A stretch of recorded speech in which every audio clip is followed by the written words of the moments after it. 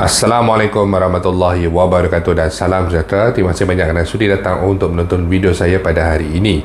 Dan bagi mereka yang baru pertama kali datang untuk menonton ke channel saya ataupun mereka yang masih lagi belum subscribe, saya mohon jasa anda untuk subscribe ke channel saya. Dan bagi mereka yang dah subscribe, saya mohon anda untuk kongsikan video ini kepada rakan-rakan serta ahli keluarga anda.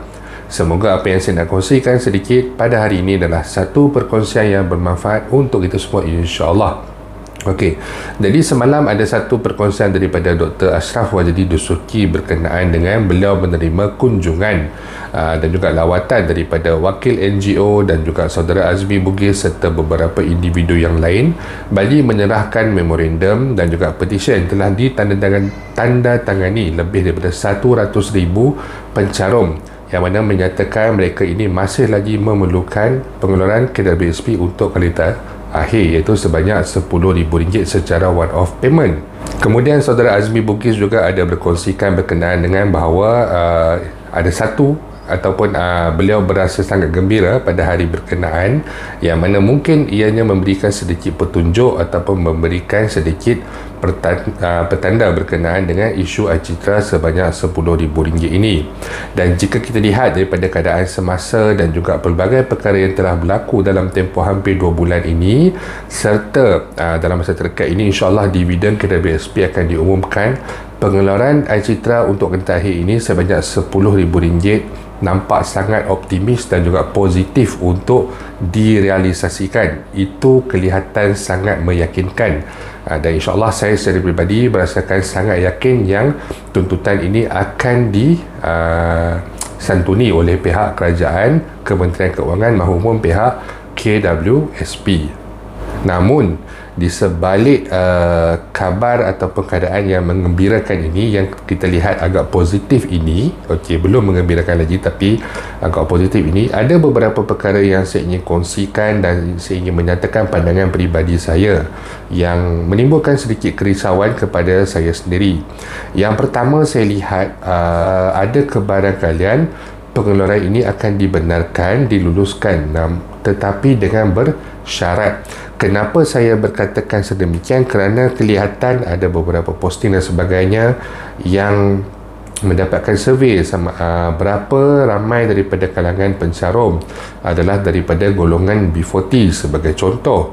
Kemudian di dalam posting laman Facebook Datuk Seri Najib sendiri, Datuk Seri Ashraf Wajdi sendiri, ada masanya apabila mereka menyuarakan tentang tuntutan Acitra ini, mereka akan ayat terakhir sekali, selalunya mereka akan menyatakan bahawa benarkanlah pengeluaran ini buat takhir bagi membantu rakyat, menyantuni rakyat yang sedang dalam kesusahan, terutama sekali bagi mereka yang terjejas. Sentiasa ada ditekankan perkataan-perkataan sedemikian. Jadi ianya sedikit menggusarkan saya. Malah saya secara pribadi ada dan pernah mendapat beberapa persoalan di mana ada mereka yang aware ataupun mereka yang peka dengan penulisan-penulisan ini. Okey, jadi yang pertamanya sekali saya ingin memberikan sedikit respon. Saya tidak menghentam mana-mana pihak, namun saya sangat meminta dan berharap agar pengeluaran Acitra sebanyak RM10,000 ini dibenarkan dan diluluskan tanpa sebarang syarat.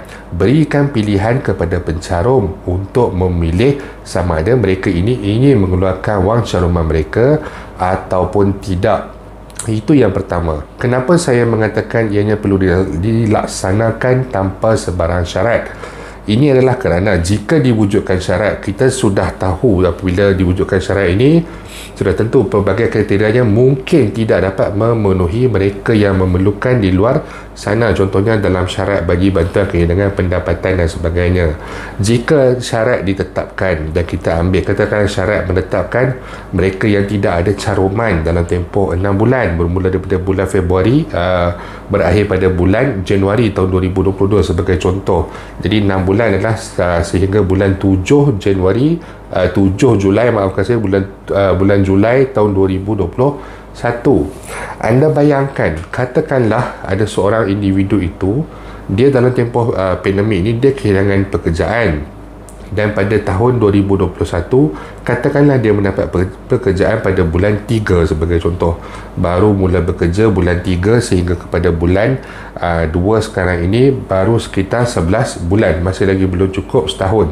Tetapi sebelum ini beliau kehilangan pekerjaan, contohnya pada pelaksanaan PKP semasa bulan Mac tahun 2020 beliau telah mula kehilangan pekerjaan dan kehilangan pendapatan. Jadi apabila dia mendapat pekerjaan semula pada bulan 3 tahun 2021 sebagai contoh, caruman beliau kembali aktif, tetapi beliau mengalami kesan yang telah orang kata menjejaskan ekonomi beliau, ekonomi keluarga beliau pada tahun 2020 sehingga pada Februari tahun 2021 disebabkan beliau sudah bekerja sehingga setakat ini. Jadi beliau mungkin tidak layak untuk membuat pengeluaran air cita RM10,000 untuk kali yang terakhir kerana beliau mempunyai caruman yang aktif. Bayangkan juga kalau kata caruman yang aktif beliau hanyalah baru sekitar 6 bulan dan sebagainya, dan setahun setengah beliau tidak ada pendapatan ataupun kehilangan mengalami pengurangan pendapatan sebagai contoh.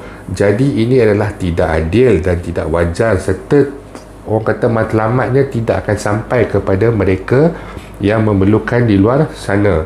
Begitu juga keadaannya bagi mereka yang daripada kalangan M40, T20 sebagai contoh.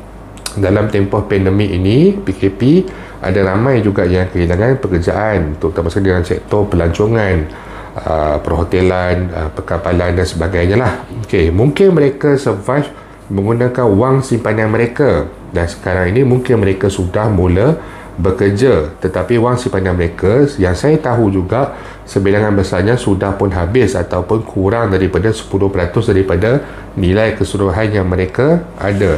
Jadi apabila wang simpanan ini sudah habis dan mereka ini sudah tidak ada simpanan kecemasan yang lain, bayangkan jika mereka ini tidak dibenarkan untuk pengeluaran buat kereta akhir dan mereka tidak layak membuat pengeluaran, namun ada sesuatu yang berlaku di masa hadapan, apa dana yang mereka ada untuk membantu mereka semasa kesusahan berikut. Seperti yang saya nyatakan tadi, jika pengeluaran ini dibenarkan dengan bersyarat, matlamat bagi membantu mereka di luar sana melalui pengeluaran kereta akhir daripada akaun KWSP pencarum ini, sudah tentu matlamatnya tidak akan tercapai kerana golongan, kita tidak boleh katakan golongan lah, kerana tujuan pengeluarannya untuk membantu pencarum yang memerlukan.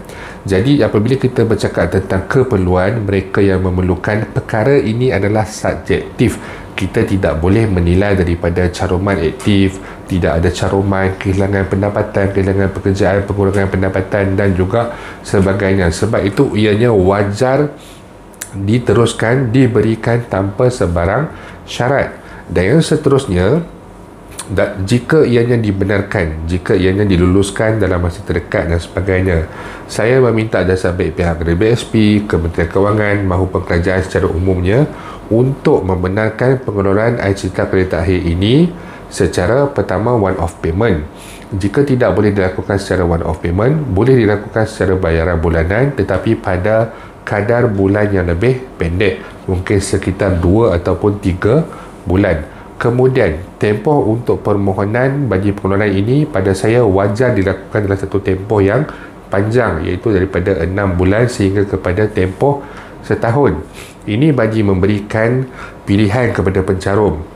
Mungkin sekarang ini si A ni dia rasa tidak terjejas. Jadi dalam tempoh lepas 6 bulan mungkin ada sesuatu yang berlaku kepada syarikat beliau dan syarikat terpaksa ditutup. Beliau tidak dapat meneruskan kerja beliau. Jadi pada waktu itu beliau mempunyai pilihan untuk mengeluarkan wang daripada akaun KWSP beliau untuk membantu orang kata meneruskan kehidupan harian, sebab kita tidak boleh menjangka apa yang akan berlaku pada masa hadapan.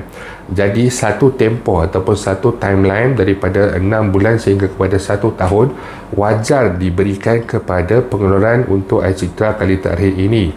Jangan diberikan tempoh pengeluaran, tempoh permohonan selama 3 bulan, 2 bulan dan sebagainya. Pada saya wajar diberikan tempoh yang panjang. Apabila diberikan tempoh yang panjang, sudah tentu bukan semua pencarum akan, orang kata apabila dibuka saja permohonan, bukan semua pencarum akan membuat pengeluaran. Sudah tentu mereka ini akan berhati-hati dan memikir dahulu dan melihat pada keadaan semasa, sehinggalah pada tempoh hampir cukup setahun dan nak sampai tarikh tutup contohnya pada bulan Februari tahun 2023 sebagai contoh. Jadi apabila sampai tu dia tengok, dia kata dia rasa okey, dia rasa dia tidak memerlukan, jadi pada dia okey, dia tidak akan keluarkan. Jadi sudah tentu matlamat KWSP, matlamat kerajaan untuk menyediakan pencarum dengan wang persaraan sebanyak minimum RM240,000 apabila mencapai usia persaraan nanti sudah tentu akan dapat dicapai apabila kita memberikan satu tempoh agar pencarum dapat memilih sama ada nak mengeluarkan ataupun tidak. Dan yang terakhir sekali adalah cadangan daripada saya agar ditetapkan pengeluaran. Sebagai contoh, katalah pada maksimum RM10,000 diberikan pilihan kepada pencarum untuk mengeluarkan secara one off sebagai contoh.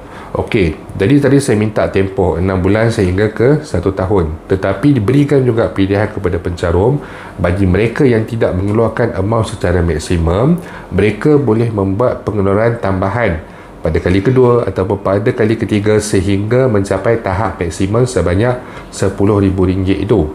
Kenapa? Kerana jika perkara ini dilakukan, ada pengeluaran, boleh diberikan pengeluaran secara 2 ataupun 3 kali yang mana mencapai had maksimum sebanyak RM10,000 dan diberikan tempoh 6 bulan sehingga setahun sebagai contoh.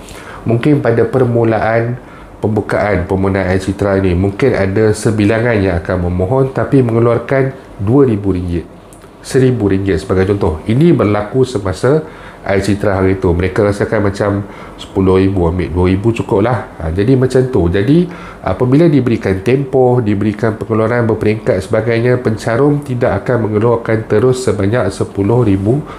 Sudah tentu mereka akan melihat, berfikir dan melihat pada keadaan semasa, dan apabila keadaan betul-betul memerlukan sampai kepada keadaan yang mendesak, barulah mereka akan membuat pengeluaran buat kali terakhir. Tempoh dan juga pengeluaran secara berperingkat ini, matlamat dia sudah tentu memberikan satu, orang kata apa, dia sudah tentu dapat memberikan satu matlamat untuk membantu pencarum. Dia tidak akan ada lagi macam pencarum akan minta bila dah bagi one off ni, dia minta lagi pengeluaran kali terakhir, kali kedua, pengeluaran kali terakhir, kali ketiga. Sebab itu ianya perlu dilakukan dalam tempoh yang lebih panjang dan juga diberikan secara berperingkat. Bayangkan jika permohonan dibuka hanya tempoh untuk sebulan saja. Jadi kalau kata dia rasa macam RM3,000 saja mencukupi untuk dia, tetapi selepas tempoh 2 bulan atau 3 bulan, keadaan yang nyata dia merasakan tidak mencukupi. Kemudian nak minta lagi one off terakhir kali kedua, one off terakhir kali ketiga.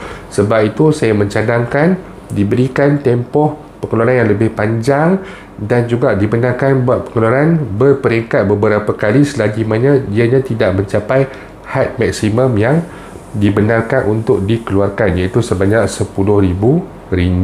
Jadi saya harap sangat cadangan ini dapat didengari oleh pihak-pihak berkenaan di luar sana dan dapat dipertimbangkan, kerana jika dilaksanakan bersyarat, matlamat asal, tujuan asal bagi membantu pencarum yang di luar sana sudah tentu takkan tercapai 100%. Akan ada lagi yang terkesan, akan ada lagi yang terjejas, kerana sudah tentu apabila diletakkan kriteria ini, mereka yang terjejas sudah tentu ada juga sebilangannya yang tidak akan layak.